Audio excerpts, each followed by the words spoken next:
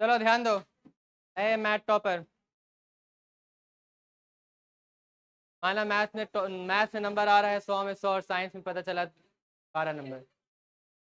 क्या फायदा, सप्लीमेंट का नंबर टैग लग जाएगा, है ना।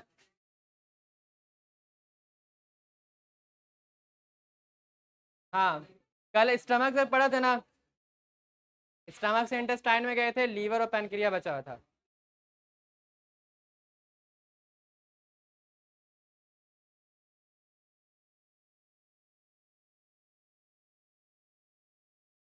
ध्यान दो, ठीक है। कौन है जी बेवकूफ इंसान? क्या हो रहा था? Now the food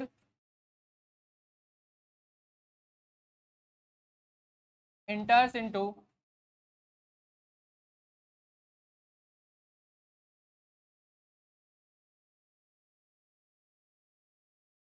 now the food enters into intestine। Food कहाँ एंटर कर गया था? इंटेस्टाइन में। तुम लोग को याद होगा इंटेस्टाइन का अलग अलग रीजन होता है ना। इंटेस्टाइन का अलग अलग पार्ट होता है ना जी। एक पार्ट कहलाता है डोडेनम, दूसरा पार्ट कहलाता है जेजनम, और तीसरा पार्ट कहलाता है इलियम। ठीक है, तो ये तीन पार्ट के बारे में थोड़ा देर में बात करेंगे। पहले हम लोग बात कर लेते हैं थोड़ा लीवर और इसके बारे में, पैनक्रिया के बारे में। ठीक है, तो यहाँ पर क्या हो रहा था, जो हमारा लीवर था,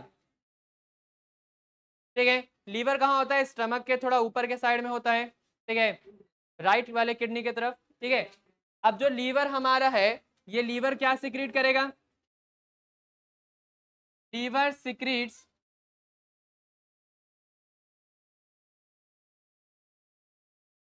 बाइल जूस। ठीक है, और साथ ही साथ लीवर क्या सिक्रीट करता है? और साथ ही साथ हमारा जो लीवर सिक्रीट करता है वो होता है बाइल सॉल्ट।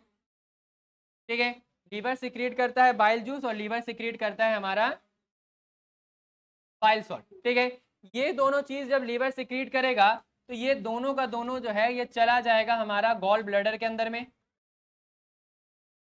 कहाँ चला जाता है? गॉल ब्लैडर के अंदर में चला जाता है। गॉल ब्लैडर के अंदर में जाकर के ये क्या हो जाता है? गॉल ब्लैडर के अंदर में जाकर के ये स्टोर हो जाता है, और फिर यहां से निकल करके ये कहाँ जाता है? इंटेस्टाइन के अंदर में जाता है। इंटेस्टाइन में भी कौन सा वाला इंटेस्टाइन में जाता है? स्मॉल वाले इंटेस्टाइन के अंदर में ये चला जाता है। अब स्मॉल इंटेस्टाइन के अंदर में इसका फंक्शन क्या होता है? तो जो हमारा सबसे पहला जो मटेरियल है बाइल जूस, ठीक है, बाइल जूस क्या करेगा? इसको याद है बाइल जूस क्या करता है? सुफियान, फरहान, कमर, अफशान, बहुत सही। ठीक है, it change the medium, basic नहीं बोलते, अल्कलाइन बोलते हैं ऐसे। It change the medium, it change the medium into into alkaline. इसको एक्सप्लेन कौन करेगा? इरम करेगी, करो इरम। अरे कॉपी वॉपी नोट्स किताब सब लेके बैठे रहते, करो एक्सप्लेन जल्दी।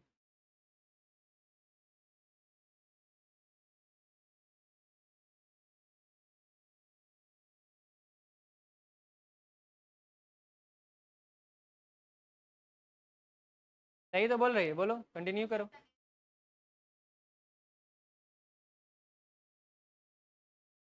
सही बात है। ठीक है, तो बाइल जूस क्या कर रहा है? It change the medium into alkaline. अब हम लोगों ने क्या देखा था? अभी अभी जो फूड था वो फूड कहाँ था? फूड स्टमक के अंदर में था। स्टमक के अंदर में फूड को क्या मिला था? स्टमक के अंदर में फूड को हाइड्रोक्लोरिक एसिड मिला था। तो इसका जो कंटेंट है, इसका जो नेचर है वो एसिडिक नेचर है। ठीक है, इसका जो नेचर है वो एसिडिक नेचर है।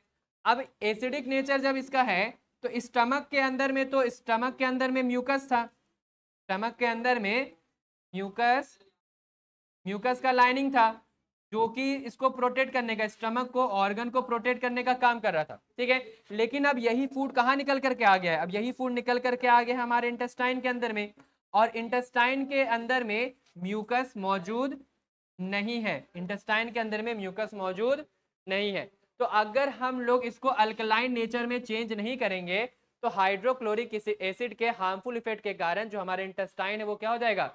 जल जाएगा, जिसके कारण बहुत ज्यादा नुकसान हो सकता है, जो कि जरूरत जाहिर सी बात है अच्छी बात होगी नहीं। इसीलिए ऐसा कभी ना हो, इसीलिए हम लोग क्या हमारा जो लीवर है उसका जो बाइल जूस है वो क्या कर देता है, जो फूड है उसको अल्कलाइन नेचर के अंदर में कन्वर्ट कर देता है, ठीक है। सर फोड़ देंगे।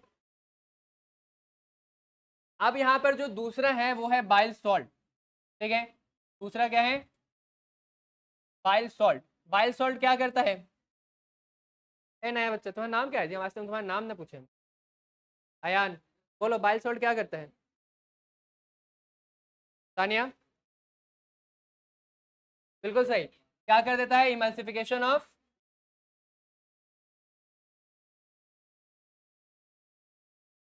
इमल्सिफिकेशन ऑफ फैट करके हम लोगों को देता है। What do we mean by emulsification of fat? Fat के जो बड़े ग्लोब्यूल्स से, लार्ज ग्लोब्यूल्स ऑफ फैट को छोटे छोटे ग्लोब्यूल्स के अंदर में तोड़ देने का काम करता है। Large globules of fat, large globules of fat को बदल देगा किसमें?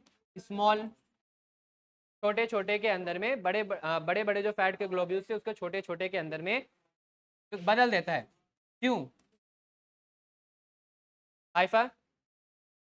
क्यों? सही बात है, for the easy digestion of fat, for the complex fat जो था, जो लार्ज ग्लोब्यूल्स ऑफ फैट था उसका डाइजेशन कराना उतना ज्यादा अच्छे से पॉसिबिलिटी नहीं था, इसीलिए for the easy digestion of fat यहाँ पर हम लोग यहाँ पर क्या हो जाता है, जो फैट है उसका इमल्सिफिकेशन हो जाता है, for the easy digestion of fat. तो ये था लीवर का कहानी, ठीक है। तो लीवर के वजह से जो सिक्रीशन आ रहा है उससे ये सारी चीजें हम लोगों को यहाँ पर होती हुई दिखाई देती है, ठीक है। फिर यहाँ पर साथ ही साथ दूसरा हमारा था पैनक्रिया, ठीक है। पैनक्रिया से क्या निकल रहे हैं? पैनक्रिया से क्या रहे? पैनक्रिएटिक जूस आ रहा है। पैनक्रिया से क्या रहे? Pancreatic juice. पैनक्रिएटिक जूस के अंदर में क्या होता है? नौशीन कुछ तो लिख रही है बहुत मेहनत से। पैनक्रिएटिक जूस के अंदर में क्या होता है? लीवर का वेट एक एडल्ट के अंदर में अराउंड 1.5 kg के आसपास रहेगा। छोटे बच्चे के अंदर का लीवर का वेट कम होता है, जैसे जैसे उम्र बढ़ता जाएगा वेट और ज़्यादा कम। थ्योरेटिकल बात हम दे देंगे, ठीक है। अभी करेंगे ना तो फिर टाइम खत्म हो जाएगा, आज भी रुक जाएगा ये, दे देंगे, ठीक है। पहले भी तो दिया है कॉपी में, तो थ्योरी लिखा हुआ होगा ना, भुला दी कॉपी, गधी लड़की, ठीक है। पैनक्रिएटिक जूस जो होता है इसके अंदर में इंजाइम होता है जिसको ट्रिप्सिन कहते हैं, और साथ ही साथ, हाँ तो लिख कह रही थी, और दूसरा होता है लाइपेज, ठीक है। इसके अंदर में जो ट्रिप्सिन होता है, ट्रिप्सिन क्या करेगा? किसका डाइजेशन करेगा? प्रोटीन का डाइजेशन करेगा, प्रोटीन का डाइजेशन करेगा। और जो लाइपेज है वो किसका डाइजेशन करेगा? फैट का।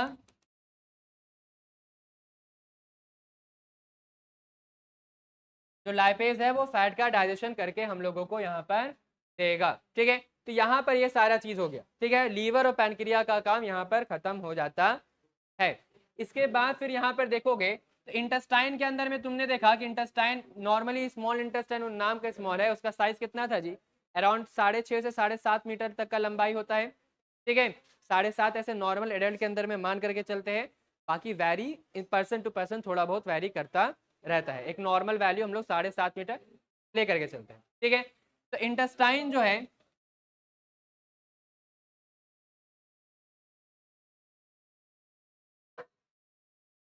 क्या कर रहा है? कितना कुर्सी इधर उधर करेगा?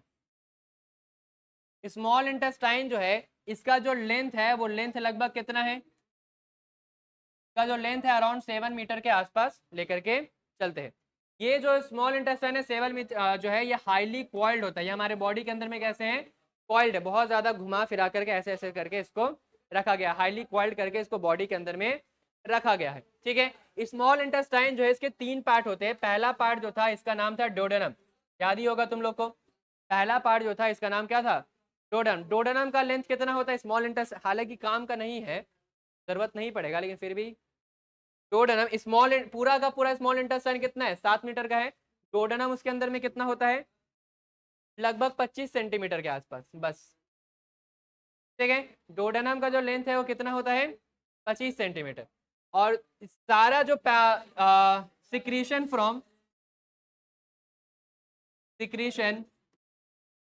फ्रॉम लीवर और पैनक्रिया, ये कहाँ आता है? Is received in duodenum. कहाँ आता है? डोडेनम के अंदर में ही आता है। ठीक है, और दूसरा वाला जो है, दूसरा वाला हिस्सा क्या कहलाता है जी? क्या कहलाता है? जेजनम कहलाते हैं। जेजनम जो होता है इसका जो लंबाई होता है वो कितना होता है? अराउंड 2.5 मीटर के आसपास होता है। इसका लंबाई कितना होता है? अराउंड 2.5 मीटर के आसपास होता है। अगेन एक नॉर्मल एडल्ट का, एक हेल्दी पर्सन का लेकर के चल रहे, हर पर्सन के अंदर में जो साइज है थोड़ा बहुत वैरी करता है। ठीक है, इसीलिए ये सारा वैल्यू हम लिखते नहीं है, क्योंकि हर बुक के अंदर में ना अलग अलग वैल्यू, किसी के अंदर में 2.5 लिख देता है, किसी के अंदर में 3 लिख देता है, किसी में 2 ही लिखेगा, तो बराबर है ना, वैरी करता रहता है। ठीक है, इसीलिए डाटा बहुत ज्यादा हम यूज करते नहीं है जल्दी। ठीक है, तो जेजनम जो है वो कितना होता है? लगभग 2.5 मीटर के आसपास होता है। अब जेजनम के अंदर में खूबी क्या होता है, तुम लोग को याद होगा, यहाँ पर एब्जॉर्प्शन हो रहा था। ठीक है, तो जो एब्जॉर्प्शन का स्मॉल इंटेस्टाइन के अंदर में जो एब्जॉर्प्शन होता है, एब्जॉर्प्शन होता है किसका? एब्जॉर्प्शन न्यूट्रिएंट्स का एब्जॉर्प्शन। किसका एब्जॉर्प्शन? न्यूट्रिएंट्स का जो एब्जॉर्प्शन होता है किसके थ्रू हो रहा था? माइक्रोविली के थ्रू हो रहा था, है ना जी? किसके थ्रू हो रहा था? माइक्रोविली के थ्रू हो रहा था। तो ये वाला जो absorption of nutrients by microvilli जो होता है, कहां पर होता है? स्मॉल इंटेस्टाइन के कौन से हिस्से में होता है? जेजनम के अंदर में होता है, जो 2.5 मीटर के आसपास का लेंथ जिसका अराउंड होता है। और इसी में जो तीसरा वाला हिस्सा था, तीसरा वाला हिस्सा का नाम क्या है? इलियम। तीसरा वाला हिस्सा का नाम क्या है? इलियम। इलियम का लंबाई कितना है? ठीक है, लगभग 3.5 मीटर के आसपास होता है। ठीक है, 3.75 लेकर के चलो, ज्यादा अच्छा वैल्यू माना जाएगा। ठीक है, लगभग 3.75 मीटर के आसपास इलियम का लेंथ होता है। ठीक है, तो अब यहाँ पर से अगर देखोगे तो कितना आ जाएगा? इलियम 3.75 मीटर होता है ना। अब यहाँ पर देखोगे, जो तुम लोग को याद होगा, एक बार ये भी बताया गया था कि स्मॉल इंटेस्टाइन के अंदर में एब्जॉर्प्शन ऑफ वाटर होता है और आयोडीन होता है। तो एब्जॉर्प्शन ऑफ वाटर जो है, वाटर तो इस लार्ज इंटेस्टाइन में होता है। एब्जॉर्प्शन ऑफ विटामिन B12 जो है, B12 का जो एब्जॉर्प्शन होता है, जो विटामिन बीटा कोबालामीन होता है, उसका एब्जॉर्प्शन कहाँ पर हम लोगों को देखने के लिए मिलता है? इलियम के अंदर में देखने के लिए मिलता है। ठीक है, तो ये हमारा पूरा स्मॉल इंटेस्टाइन का 3 हिस्सा है। ठीक है, स्मॉल इंटेस्टाइन का जो सब 3 हिस्सा होता है, स्मॉल इंटेस्टाइन का जो लेंथ है वो अराउंड 7 मीटर के आसपास हम लोग मान करके चलते हैं, ऊपर नीचे चलता रहेगा। ठीक है, और स्मॉल इंटेस्टाइन का 3 हिस्सा, एक होता है तुम्हारा डोडेनम, दूसरा है जेजनम, तीसरा है इलियम। डोडेनम का लंबाई लगभग 25 सेंटीमीटर है। पैनक्रिया और लीवर से आने वाला जो भी सिक्रीशन है वो डोडेनम के अंदर में ही आता है। और और दूसरा जो है जेजनम, जो माइक्रोविलाई होता है, जो एब्जॉर्प्शन ऑफ न्यूट्रिएंट्स होने वाला है वो जेजनम के अंदर में होगा, उसका लंबाई लगभग 2.5 मीटर के आसपास होता है। और तीसरा जो है इलियम, उसका लंबाई लगभग 3.5 मीटर के आसपास से लेकर के 4 मीटर तक का हो सकता है, जिसके अंदर में एब्जॉर्प्शन ऑफ विटामिन B12 हम लोगों को देखने के लिए मिलता है। यहाँ पर स्मॉल इंटेस्टाइन ये हो जाता है हमारा एंड। ठीक है, और यहाँ पे एक चीज नोट के अंदर में नोट करके हम लोग लिख सकते हैं कि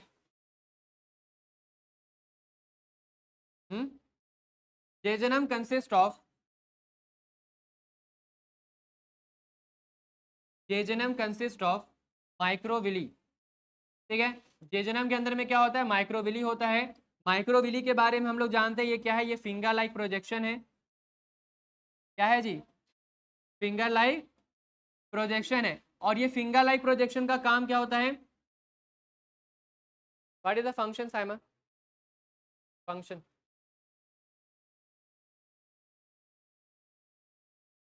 मिजान, फंक्शन? नहीं लड़की, नाम क्या था जी? नहीं सुनाई दिया, लेकिन फंक्शन बताओ।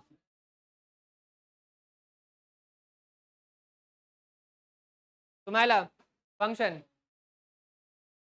कितना अच्छा तरीका है, नहीं पता। Increase surface area for absorption, increase surface area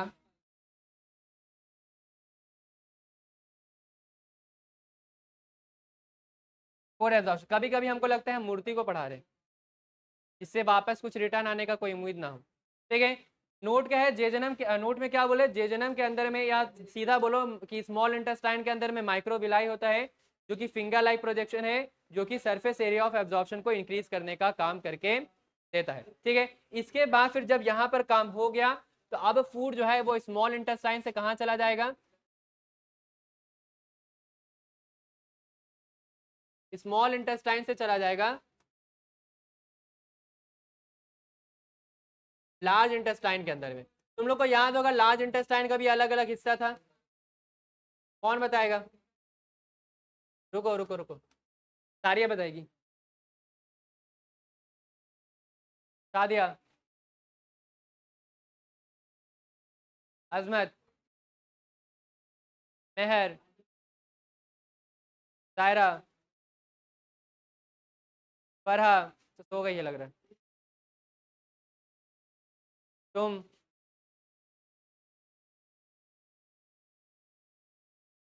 अजान, कैसा कैसा है सब।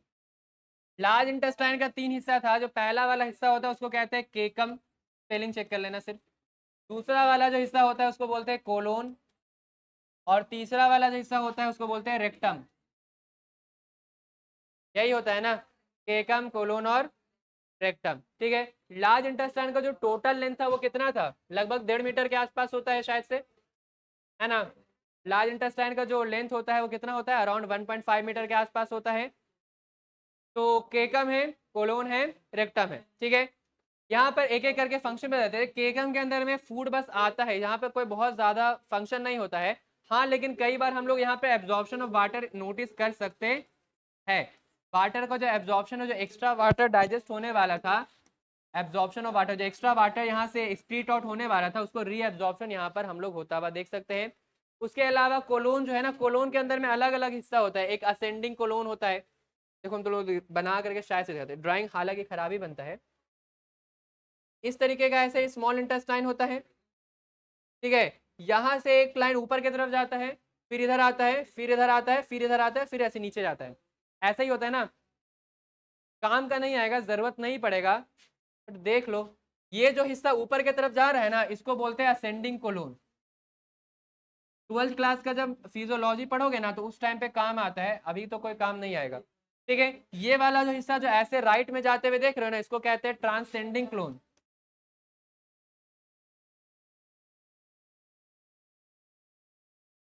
जो हिस्सा नीचे की तरफ आ रहा है उसको बोलते हैं डिसेंडिंग क्लोन।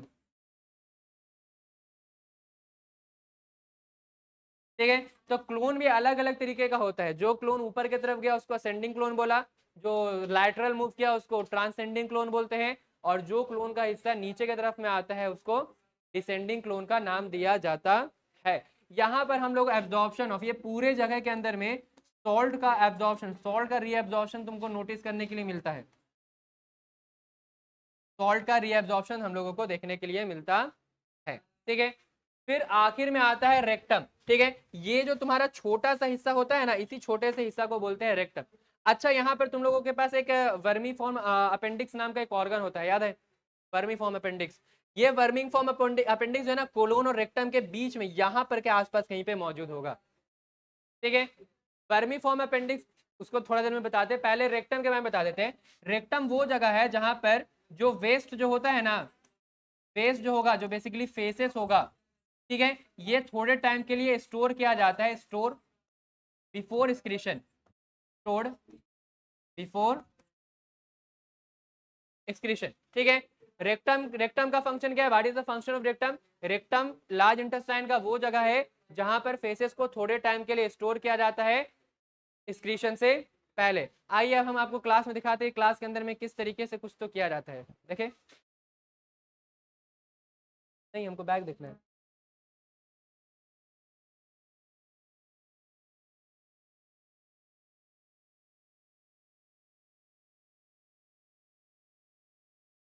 जब घर से अपने पेरेंट्स को लेके आना तो फ़ोन वापस ले लेना। हाँ, यहाँ से एक थप्पड़ देंगे ना, यहाँ से घर पे जाके गिरेगा, समझा? जाने दीजिए ना सर। मुंह कहाँ से ला रहा है? आ रहा है, खा रहा, जब तक देख रहे थे ना तब तक छोड़े हुए थे, खा ही ना रहा है, क्या हो जाएगा? भूख लग जाता है इंसान को, खा लिया तो क्या हो गया? कुछ खा लेना क्या प्रॉब्लम है? नहीं प्रॉब्लम, खा, जब तक हम खा रहे देख रहे थे ना, हम छोड़ दिए थे, हम कुछ ना बोल रहे थे, हम बहुत देर से नोटिस कर रहे थे। फिर मेरा ध्यान गया कि दूठो हारुत मारुत है ना, ऐसे झाँक रहा है उसके बैग में। एक तो तुम लोग इतने बड़े गधे हो, फोन चला रहे हो, ऐसे झाँक रहे, ऐसे मुंडी आगे करके झाँक रहे हैं, किसको ना समझ में आएगा? रेक्टम क्या है? रेक्टम एक ऐसा जगह है जहां पर फेसेस को स्टोर किया जाता है एक्सक्रीशन से पहले, ठीक है।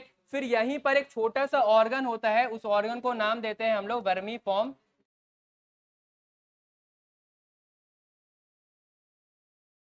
अरे, वर्मी फॉर्म अपेंडिक्स, ठीक है, ये नाम दिया जाता है। स्पेलिंग चेक कर लेना, स्पेलिंग में कुछ ना कुछ गलती कर ही देते हैं। ये जो ऑर्गन है, इसको अभी के टाइम पे हम लोग वेस्टिजियल ऑर्गन का नाम देते हैं। इसको क्या बोला जाता है? इसको वेस्टिजियल ऑर्गन बोला जाता है, ठीक है। अब ये वेस्टिजियल ऑर्गन हमेशा से वेस्टिजियल नहीं था। ये जो वेस्टिजियल ऑर्गन है ये हमेशा से नहीं था, पहले इसका इस्तेमाल होता था जब एंशियंट पीरियड होता था, जब एंशियंट टाइम था, ठीक है। तो जो लोग थे उस समय पर, जो रहने वाले लोग थे, वो लोग जो फूड है उसको रॉ फॉर्म के अंदर में इस्तेमाल करते थे। कैसे इस्तेमाल करते थे? रॉ फॉर्म के अंदर में। जैसे कि जो सब्जियां वगैरह है, जो ग्रीन वेजिटेबल्स है, उसको बिना कुकिंग के ऐसे डायरेक्ट खाने के इस्तेमाल में लाते थे, या फिर अगर कुकिंग किया भी करते थे तो उतना बेहतर तरीके से कुकिंग नहीं होता था। तो उस टाइम पर उस टाइम पर, अब जैसे कि ग्रीन वेजिटेबल जो होते हैं उनके अंदर में जो सेल्यूलोजिक अमाउंट होता है, जो सेल्यूलोज होता है, ग्लूकोज होता है, वो हायर अमाउंट में होता है, ज्यादा अमाउंट में होता है ना। तो उसको डाइजेस्ट करने के लिए इस ऑर्गन का जरूरत पहले पड़ता था, ठीक है, एंशियंट टाइम पे। लेकिन अभी क्या है, अभी हम लोगों ने कुकिंग सीख लिया है, तो अभी ये जो ऑर्गन है हमारे जरूरत के अंदर में नहीं आता है, इसी कारण से इसको वेस्टिजियल ऑर्गन बोला जाता है। और कई बार हम लोगों ने ऐसा भी देखा है कि अपेंडिक्स के अंदर में इन्फेक्शन हो जाना, इन्फेक्शन भी हो जाता है अपेंडिक्स के अंदर में, क्या हो जाता है? इन्फेक्शन हो जाता है, जिसके कारण अपेंडिक्स को सर्जरी के थ्रू क्या कर देते हैं?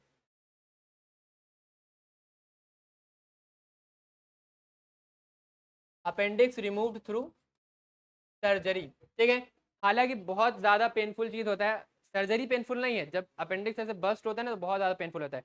बाकी अपेंडिक्स बॉडी से रिमूव कर, जैसे कि ये यहाँ पे एक सर्कुलर स्ट्रक्चर होता है ना, इससे चार, ऐसा बोला जाता है ना, जब हम लोग पढ़ते थे तो हम लोग को बताया जाता था कि यहाँ पर से चार उंगली नीचे की तरफ करके, दो उंगली राइट की तरफ में जाओ, सीधर से कट लगाओ, डायरेक्ट अपेंडिक्स अपने आप बाहर की तरफ आ जाएगा। कभी ट्राई मत करके देखना, पता चला चीर तो दिए लेकिन सिलोगे कैसे? सुई धागा लेकर के आओगे? आए, ठीक है। तो वर्मी फॉर्म अपेंडिक्स होता है, एक तरीके का वेस्टिजियल ऑर्गन है, ठीक है। इसके अंदर में इन्फेक्शन होने के कारण फिर इसको रिमूव किया जाता है। और फिर आखिर में आता है रेक्टम के बाद, फिर आखिर में एंटर करता है एनल। ये एलिमेंट्री कैनाल का एग्जिस्ट है, एलिमेंट्री कैनाल का, इसको एग्जिस्ट मान के चलो, एग्जिस्ट, एग्जिट मान के चलो। यहाँ पर से क्या होता है, एक्सक्रीशन का प्रोसेस कंप्लीट होकर के हम लोगों को है। तो ये पूरा ह्यूमन का न्यूट्रिशन सिस्टम इस तरीके से हम लोगों के पास काम करता। क्लियर? प्लांट न्यूट्रिशन हो गया, ह्यूमन न्यूट्रिशन हो गया, एक खाली अमीबा रह गया। अमीबा बताए थे क्या? हो चुका था, हो गया। तो और कोई न्यूट्रिशन तो है नहीं तुम लोग के सिलेबस में? हाँ, अपेंडिक्स जस्ट कोलोन के बगल में, कोलोन है ना, लार्ज इंटेस्टाइन का कोलोन, बस वहीं पर होता है। हाँ,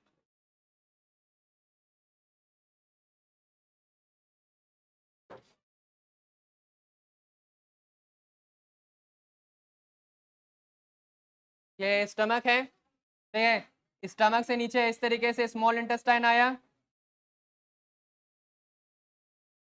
ठीक है। यहां से ऊपर की तरफ लार्ज इंटेस्टाइन गया, यहाँ पर की तरफ एनल होता है, यहाँ पर कहीं पर तुम्हारा अपेंडिक्स देखने के लिए मिलेगा।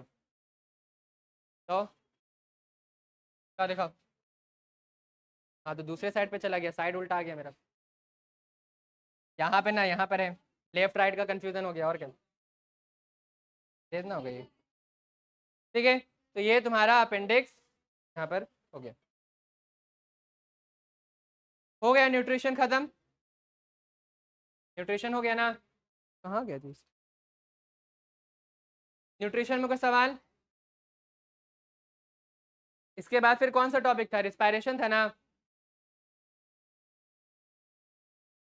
चलो देखो अगला टॉपिक,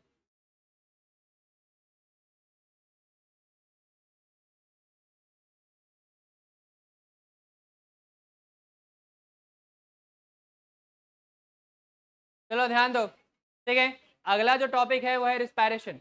रिस्पायरेशन से पहले हम लोगों को बताया गया था कि ब्रीथिंग क्या होता है। ठीक है,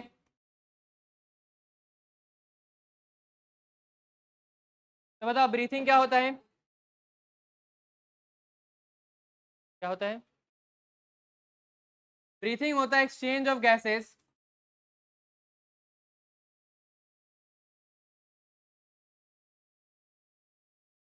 exchange of gases, exchange of gases जो होता है उसको हम लोग ब्रीथिंग कहते हैं, समझोगे? जैसे कि फॉर एग्जांपल के तौर पे ये एक ह्यूमन का लंग्स है इस तरीके से, ये दूसरा लंग्स है।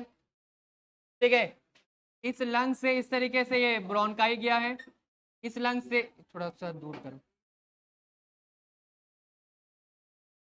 इस लंग से इसका ब्रोंकाई अलग गया है, दोनों ब्रोंकाई इस तरीके से जुड़ करके एक कॉमन पासेज बनाया, ट्रैकिया। ऐसा ही होता है ना।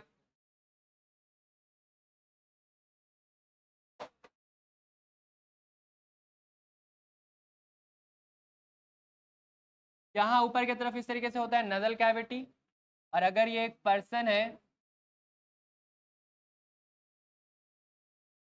ठीक है, तो ये हो गया उसका नोज। ठीक है, ये इस तरीके से होता है, यहाँ पर मौजूद होता है नजल कैविटी।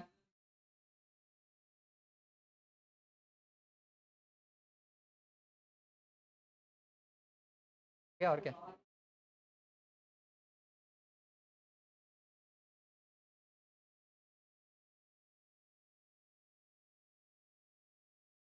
बोल रहे हो, क्या बोल रहे हो? हाँ, वे लोग नहीं मानते, हम तो हमेशा, हमको तो हमेशा से मालूम है।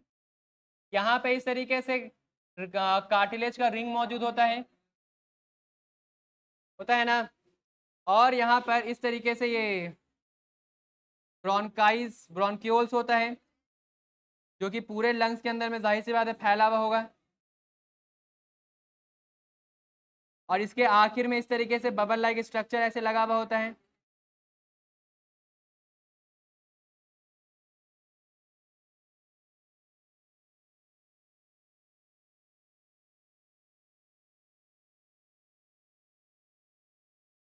है लड़की?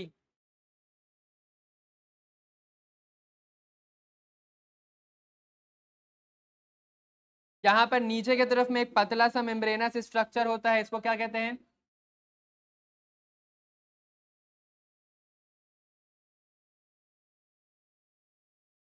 डायफ्राम कहते हैं। और ऊपर में ये तुम लोग को याद होगा, तुम लोग का स्टर्नम होता है, बचपन में ह्यूमन फिजियोलॉजी का भी स्केलेटल सिस्टम पढ़े तो यहाँ पे स्टर्नम होता है, थोड़ा सा ऐसे घसका हुआ होता, और यहाँ से इस तरीके से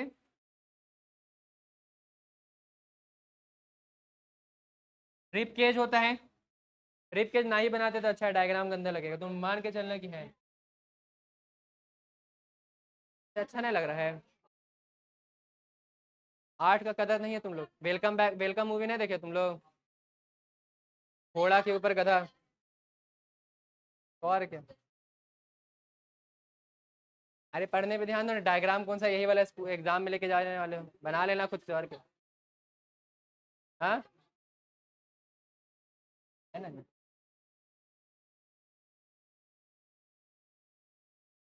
नाक है नहीं, बोलो। हाँ, क्या बनाए हैं? अरे हाँ, चलो बहुत हो गया, समझो। ब्रीथिंग के अंदर में क्या होता है? ब्रीथिंग हम लोग ऐसे नॉर्मल नॉर्मल जानते हैं कि ब्रीथिंग होता है एक्सचेंज ऑफ गैसेस। ब्रीथिंग के अंदर में होता क्या है? सबसे पहले नोज होता है, ठीक है। नोज क्या है? नोज एक ऐसा ऑर्गन है जहां से हम लोग सांस लेते हैं। नोज के अंदर में दो होल मौजूद होते हैं। नोज के अंदर में ये दो होल मौजूद होते हैं, इसको हम लोग कहते हैं नॉस्ट्रिल, ठीक है। नॉस्ट्रिल को आप लोग ओपनिंग ऑफ रिस्पायरेटरी ट्रैक्ट कह सकते हैं। ओपनिंग ऑफ रिस्पायरेटरी ट्रैक्ट बोल सकते हैं, ठीक है। ऐसा होता है। उसके बाद फिर ये जो नॉस्ट्रिल है, इस नॉस्ट्रिल के अंदर में नोज हेयर्स मौजूद होते हैं। नॉस्ट्रिल के अंदर में नोज हेयर मौजूद होता है। और नॉस्ट्रिल के जस्ट अंदर के तरफ आपको ये जो खाली जगह मिलता है, इस खाली जगह को आप बोलते हैं नजल कैविटी, ठीक है। नजल कैविटी का ये वाला जो जगह है, इसके अंदर में पूरा म्यूकस का लाइनिंग होता है। नजल कैविटी के अंदर में जो जगह होता है, इसके अंदर में म्यूकस का लाइनिंग होता है। अब यहाँ पर सबसे पहले क्या होगा, जो कोई एक पर्सन है, वो जैसे ही ब्रीथ इन करेगा, यानी कि सांस को लेगा, ब्रीथ इन करेगा, तो नोज के थ्रू नॉस्ट्रिल से होता हुआ जो एयर है उसके बॉडी के अंदर में इंटर करना शुरू करेगा। और उसके बॉडी में इंटर करने के बाद वो नोज हेयर से होते हुए पास करेगा। तो नोज हेयर यहाँ पर क्या करके देता है? नोज हेयर यहाँ पे फिल्ट्रेशन ऑफ एयर करके हम लोगों को देता है। नोज हेयर यहाँ पे क्या करेगा? फिल्ट्रेशन ऑफ एयर करके देने का काम करता है। यानी कि हवा के अंदर में जो भी डस्ट पार्टिकल्स वगैरह मौजूद है, जो भी धूल वगैरह मौजूद है, उन सारी चीजों को क्या कर देगा? फिल्टर आउट कर देगा। क्यों? ताकि वो आगे की तरफ ना जा सके। अगर उसके बावजूद मान लो कुछ certain amount of dust particle somehow passes the nostrils और नोज हेयर, तो फिर वो क्या होगा? वो जाकर के यहाँ पर नजल कैविटी के म्यूकस के लाइनिंग में चिपक जाएगा। तुम लोग ऑलरेडी जानते हो म्यूकस जो है वो स्लिपरी चिपचिपा सा लिक्विड होता है, तो डस्ट पार्टिकल जो है वो जाकर उसमें चिपक जाएगा। बाकी कंट्रोल एंड कोऑर्डिनेशन में तो तुम लोग ऑलरेडी पढ़ चुके हैं। जब बहुत ज्यादा ऐसे इस तरीके से डस्ट पार्टिकल वगैरह जमा हो जाता है, तो क्या होता है? एक न्यूरल इंपल्स निकलता है जो कि बॉडी को डायरेक्ट करता है कि स्नीजिंग करो, ताकि ये सारे के सारे डस्ट पार्टिकल्स बॉडी से क्या हो जाए? बाहर निकल जाए। जिसके ऊपर में एक क्वेश्चन भी आता है कि रिफ्लेक्स आर्क ऑफ स्नीजिंग पढ़ाया था, जो पढ़ाया था, पढ़ाए थे कभी, ठीक है। मारेंगे दो थप्पड़ तुम। Nose hair filtration of air, nose hair में क्या किया? फिल्ट्रेशन ऑफ एयर किया। फिर एक बार जब एयर यहाँ पर से एयर जो है यहाँ पर से पास हो जाता है, तो वो कहाँ चला जाएगा? विंड पाइप के अंदर में चला जाएगा। कहाँ चला जाएगा? विंड पाइप के अंदर में चल जाएगा। तुम लोग को मालूम होगा विंड पाइप के पास दो तरीके का स्ट्रक्चर होता है, तीन तरीके का स्ट्रक्चर होता है। वोकल बॉक्स होता है, उसके बाद वोकल कॉर्ड्स होते हैं दोनों तरफ, लैरिंग्स और फैरिंग्स होता है। जो ट्रैकिया है वहां पर क्या होता है? वहां पे लैरिंग्स और फैरिंग्स मौजूद होता है। जो लैरिंग्स है, लैरिंग्स के अंदर में क्या होता है? दो वोकल कॉर्ड्स होते हैं, यानी कि दो वोकल बॉक्स होते हैं, जो कि आइदर साइड के ऊपर में इस तरीके से ट्रैकिया के दोनों एंड पर, दोनों लैटरल साइड पर मौजूद होता है ना। अब यहाँ पर क्या होता है? ये जो विंड पाइप है, विंड पाइप के ऊपर में एक फ्लैप लाइक स्ट्रक्चर होता है जिसको इपीग्लॉटिस बोलते हैं। नहीं, वो फूड पाइप में होता था, सॉरी गलती बोल दिया, ठीक है। नहीं, सही बोला है, ठीक है। विंड पाइप के ऊपर में ही होता है, ठीक है। तो विंड पाइप के ऊपर में एक फ्लैप लाइक स्ट्रक्चर होता है जिसको इपीग्लॉटिस बोलते हैं। अब हवा जो है वो इसके अंदर में इंटर किया, हवा जो है वो इसके अंदर में इंटर किया। इसके अंदर में तुमको यहाँ पे दिखेगा रिंग्स ऑफ कार्टिलेज। क्या दिख रहा है?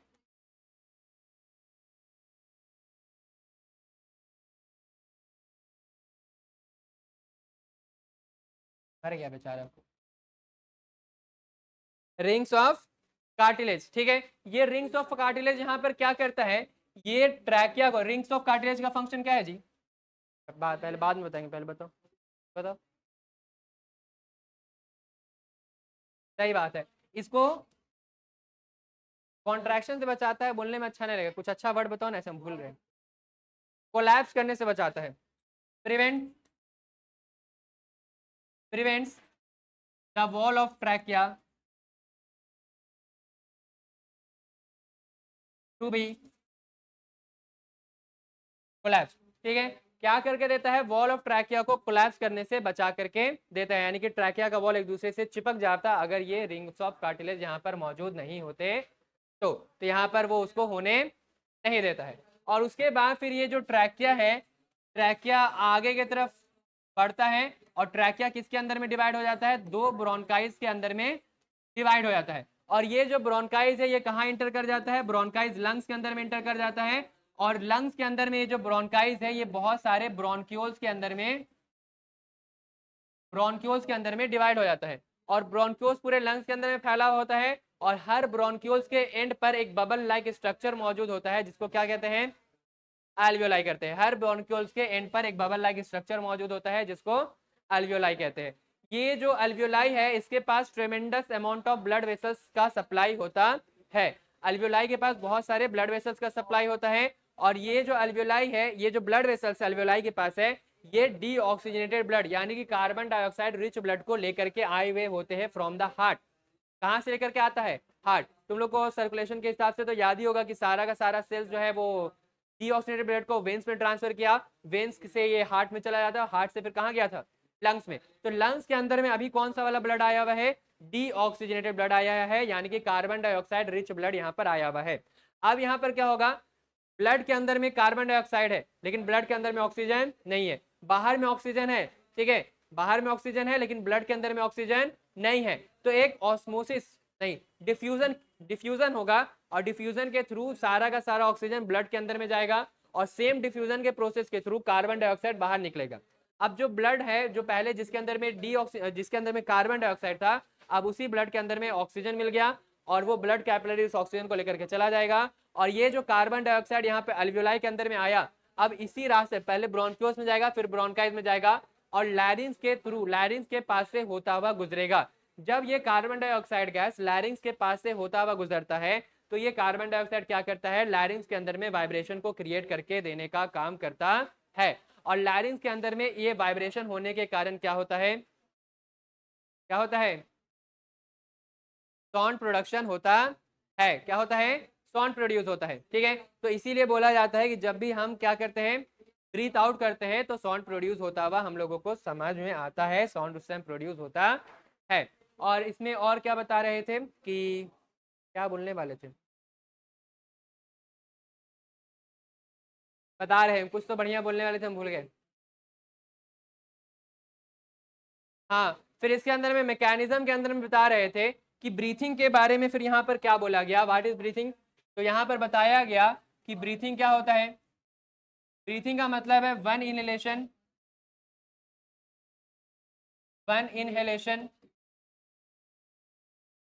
Plus one exhalation is equal to breathing, equal to breathing. Breathing का मतलब क्या है, एक बार सांस लेना और एक बार फिर ब्रीथ आउट कर देना, क्या कहलाता है, ब्रीथिंग कहलाता है। इनहेलेशन के अंदर में क्या होता है, तो हम लोग ध्यान देते हैं कि जब हम इनहेल करते हैं, तो इनहेलेशन के टाइम पर जो लंग्स है, ठीक है, जो हमारा लंग्स है, इसके अंदर में ऑक्सीजन, इसके अंदर में ऑक्सीजन जा रहा है। तो अगर लंग्स के अंदर में ऑक्सीजन जा रहा है, तो जो लंग्स है वो क्या करता है, जो लंग्स है वो एक्सपैंड करेगा। लंग्स क्या करेगा जी, लंग्स एक्सपैंड करेगा। अगर लंग्स के अंदर में ऑक्सीजन जा रहा है तो लंग्स क्या हो जाएगा, एक्सपैंड हो जाएगा। और अगर लंग्स एक्सपैंड हो रहा है तो इसको वॉल्यूम चाहिए होगा, इसको क्या चाहिए होगा, वॉल्यूम लगेगा। तो ये वॉल्यूम को प्रोवाइड करने के लिए यहाँ पर क्या होता है, सबसे पहले तो ये होता है कि जो डायफ्राम है उसका मूवमेंट कैसा हो जाएगा, डायफ्राम कहाँ मूव करेगा, डाउनवर्ड मूव करेगा, है ना। अगर तुम यहाँ पर डायग्राम को देखोगे तो जैसे ये डायग्राम, ये डायफ्राम क्या करेगा, डायफ्राम नीचे की तरफ जाएगा। तो डायफ्राम के नीचे की तरफ जाने के कारण ऊपर में जो वॉल्यूम ऑफ चेस्ट कैविटी है वो थोड़ा सा इंक्रीज हो जाएगा, जिसके कारण लंग्स को एक्सपैंड करने में क्या होगा, आसानी होगा। और साथ ही साथ यहाँ पर क्या होता है, जो हमारा रिब केज होता है, क्या होता है, जो रिब केज होता है, इसका मूवमेंट कैसा देखने के लिए मिलता है, फॉरवर्ड मूवमेंट हम लोगों को देखने के लिए मिलता है। अगर मान लो कि ये जो ऊपर से यहाँ पर रिब केज हमारा मौजूद है, ये जो यहाँ पर इस तरीके से रिब केज मौजूद है, अगर लंग्स एक्सपैंड कर रहा है, लंग्स एक्सपैंड करेगा तो सिर्फ लैटरल एक्सपेंशन थोड़ी होगा, वो तो फ्रंट और बैकवर्ड की तरफ भी एक्सपैंड करेगा, यानी कि आगे पीछे की तरफ से भी एक्सपैंड करेगा, फूलेगा। तो उसके लिए क्या चाहिए, अगर आगे की तरफ रिब केज का मूवमेंट वैसा ही रह गया तो आगे की तरफ तो लंग्स एक्सपैंड नहीं कर पाएगा, जिसके कारण वो क्या होगा, कंप्रेस होगा। कंप्रेस होना कोई लंग्स के लिए अच्छी बात तो नहीं है। तो जरूरी क्या है कि जो रिब केज है उसका मूवमेंट आगे की तरफ, फॉरवर्ड मूवमेंट हम लोगों को देखने के लिए मिले। तो यहाँ पर क्या होता है, जो रिब केज है वो आगे की तरफ भी मूव करता हुआ हम लोगों को दिखाई देगा। और एक्सीलेशन के टाइम पर क्या होता है, एक्सीलेशन के टाइम पर जो हमारा वॉल्यूम है, अब एक्सीलेशन करना है तो तुम लोग देखते होगे कि अगर बैलून, एक बैलून अगर तुम लोग नॉर्मल लोगे, बैलून के अंदर में से हवा निकालना है तो उसको ऐसे प्रेस करोगे तो हवा तेजी में निकल जाएगा। बैलून छोड़ो तो उसमें तो ऐसे भी निकल, बॉल आता है, बॉल, अरे बॉल आता है एक छोटा वाला प्लास्टिक वाला बॉल, उसमें देखोगे, उसको ऐसे जोर से दबाओगे ना तो हवा धीरे धीरे धीरे धीरे निकलेगा, ऐसे ही छोड़ दोगे तो हवा नहीं निकलता है। जब जब प्रेस करते हैं तो क्या निकलता है, हवा उसमें से बाहर निकलता है, निकलता है। कभी जिंदगी में बॉल से खेले हो, नहीं खेले हैं? आज ही जाकर के खरीदना, और 2 खरीदना, एक मेरे लिए भी लेके आना, बहुत टाइम हो गया। तो अगर तो अब वही बात यहाँ पर है, ठीक है, किसके लिए, लंग्स के लिए। अब जैसे कि लंग्स के अंदर में गैस भरा हुआ है, अगर हम चाहते हैं कि लंग्स के अंदर में से जो हवा है ये बाहर की तरफ निकले, तो अगर हम लंग्स को प्रेस करेंगे तो ये जो गैस है ये बाहर की तरफ निकलेगा। तो लंग्स को प्रेस करना है, विच मीन्स वॉल्यूम को क्या करना है, डिक्रीज करना है। वॉल्यूम को जैसे ही घटाएंगे तो क्या होगा, लंग्स कंप्रेस होगा, और कंप्रेस होने के कारण उसमें से क्या निकलेगा, गैस बाहर की तरफ निकलेगा। तो उसके लिए क्या जरूरी है, उसके लिए जरूरी है कि ये जो डायफ्राम नीचे गया था, ये डायफ्राम वापस ऊपर की तरफ आ जाए, ताकि वॉल्यूम एरिया घट जाए, और जो रिब केज बाहर की तरफ मूव किया था वो वापस अंदर की तरफ चला जाए, जिसके कारण क्या होगा, जिसके कारण वॉल्यूम क्या होगा, घटेगा। और अगर वॉल्यूम घटता है तो उस लंग्स के अंदर में से जो एयर है वो बाहर की तरफ क्या हो जाएगा, एक्सपेल्ड आउट हो जाएगा, बाहर की तरफ निकल जाएगा। तो यहाँ पर हम लोगों को क्या देखना है, यहाँ पर वॉल्यूम को डिक्रीज करना है, जिसके कारण जो हमारा डायफ्राम है ये इनवर्ड मूव करेगा, नहीं अपवर्ड मूव करेगा, और जो हमारा रिब केज है वो कैसा मूव करेगा, इनवर्ड मूव करता हुआ हम लोगों को दिखाई देगा। लेकिन यहाँ पर एक और बात बताया गया कि जब लंग्स क्या करता है, ब्रीथ आउट करता है, गैसेस को बाहर निकाल रहा है, तो क्या वो सारे अमाउंट ऑफ गैसेस को बाहर निकाल देता है, नहीं। A certain amount of gas जो है वो लंग्स के अंदर में बचा हुआ रहता है, जिसको हम लोग रेसिडियल वॉल्यूम के नाम से भी जानते हैं, और उसी को टाइडल वॉल्यूम के नाम से भी हम लोग कह सकते हैं, ठीक है। और ये जो अमाउंट ऑफ गैस जो है, जो ब्रीथ आउट करने के बाद भी हमारे लंग्स के अंदर में बचा हुआ रह जाता है, उसको ये बचा हुआ रह जाता है, उसको रेसिडुअल वॉल्यूम जिसको कहा जा रहा है, उसका वहां पर होना जरूरी है। ऐसा क्यों, ताकि अगर पूरा का पूरा जो गैस अगर ब्रीथ आउट हो जाएगा, निकल जाएगा, तो लंग्स क्या हो जाएगा, कॉन्ट्रैक्ट हो जाएगा, जिसके कारण हम लोगों का डेथ भी होने का पॉसिबिलिटी है। ऐसा ना हो इसीलिए जरूरी क्या है कि वहां पे सर्टेन अमाउंट ऑफ एयर वहां पर मौजूद रहे, ठीक है। तो उसको बोलते हैं हम लोग टाइडल वॉल्यूम। इसके अंदर में अलग अलग बात होता है, जैसे कि फॉर एग्जाम्पल के तौर पर तुम्हारा नॉर्मल ब्रीथिंग है, तुमने सांस लिया, ठीक है, एक होता है तुम जोर से सांस लिए, बहुत सारा सांस को अंदर लिए, ठीक है, तो इसको ETD का नाम दिया जाता है, एक्सेसिव टाइडल वॉल्यूम, ठीक है। इसके बारे में नेक्स्ट चैप्टर में, नेक्स्ट क्लास में बात करेंगे। तो एक होता है कि तुम सांस को छोड़े, ब्रीथ आउट किए, तो जो लंग्स के अंदर में जो गैस बच गया उसको टाइडल वॉल्यूम मिला। एक होता है कि तुम जबरदस्ती बहुत सारा गैस को, बहुत सारा एयर को ब्रीथ आउट करने का कोशिश करो, होता है ना ऐसा, तो उसको कुछ अलग नाम देते हैं, समझे, ITD का नाम दिया जाता है।